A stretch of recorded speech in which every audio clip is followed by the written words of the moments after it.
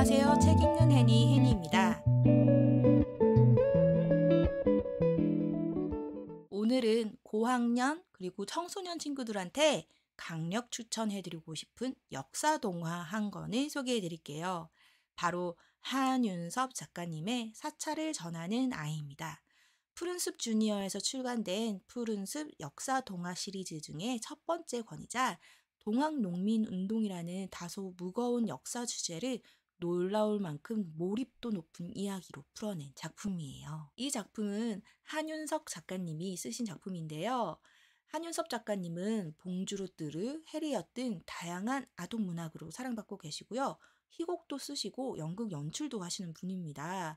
그래서인지 이야기의 구성, 전개, 장면의 연출이 좀 더 극적이고 생생해요. 아이들이 이 책을 읽으면 그냥 동화가 아니라 영화 같아 라고 느낄 수 있을 것 같아요. 책의 줄거리는 이렇습니다. 주인공은 13살 보부상 소년입니다.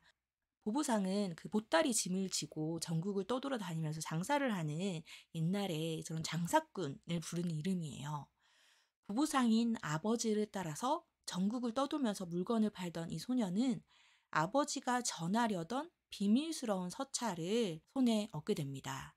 아버지가 갑작스럽게 세상을 떠나게 되거든요. 소년은 혼자가 됩니다. 하지만 혼자서라도 이 서찰을 전하겠다는 결심을 하게 돼요. 그 서찰에는 단 10글자, 의미를 알 수 없는 한자 10자만 쓰여 있고요. 소년은 그 의미를 알기 위해서 하나하나 사람을 만나고 길을 걷고 스스로 배워갑니다. 이 소년은 보부상이어가지고요. 한자를 배울 기회가 없었어요. 그래서 이 글자 자체를 모릅니다. 그림 같은 이 한자를 한자 한자 의미를 알기 위해서 이렇게 한 걸음씩 나아가는 모습이 굉장히 인상적입니다. 그리고 그 여정 속에서 동학농민군, 바로 우리가 역사 속에서 배우는 녹두 장군 정봉중, 그가 이끄는 운동가 마주하게 됩니다. 보통 동학농민운동을 다룬 책은 전봉준의 일대기나 거대한 전투 중심 이런 이야기로 흐르기 마련인데요. 서찰을 전하는 아이는 완전히 다른 시선에서 출발을 해요. 바로 아무런 정치적 성향도 역사적 역할도 없는 한 평범한 어린 소년의 눈에서 당시의 혼란과 모순, 그리고 희망과 절망을 아주 세밀하게 보여줍니다.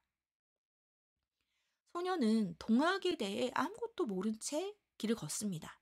하지만 마을 사람의 이야기, 마을의 풍경, 전장에서의 참혹한 광경, 그리고 무엇보다 그 속에서 살아가던 사람들을 보면서 조금씩 이해하고 깨닫고 결국 자신만의 길을 선택하게 되죠.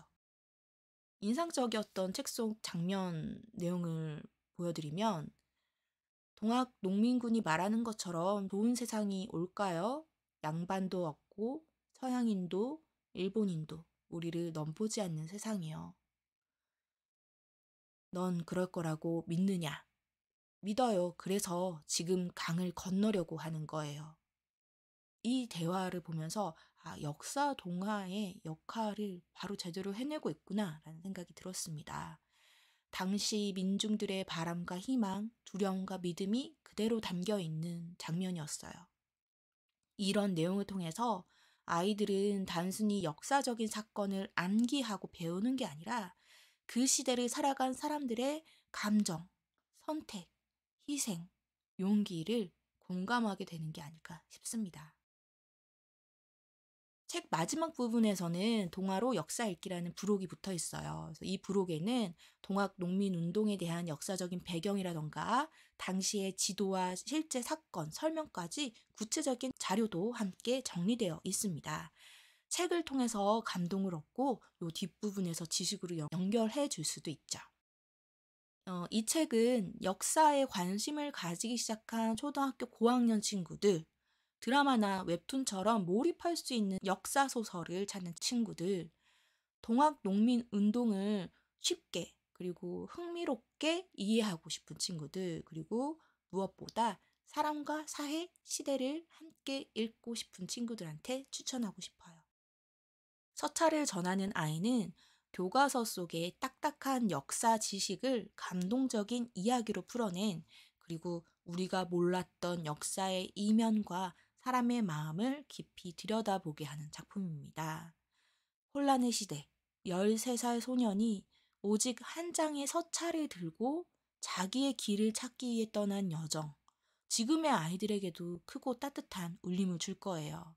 읽고 나면 역사가 더 이상 외워야 할 것이 아니라 이해하고 느끼고 공감할 수 있는 것이라는 걸 깨닫게 되실 겁니다.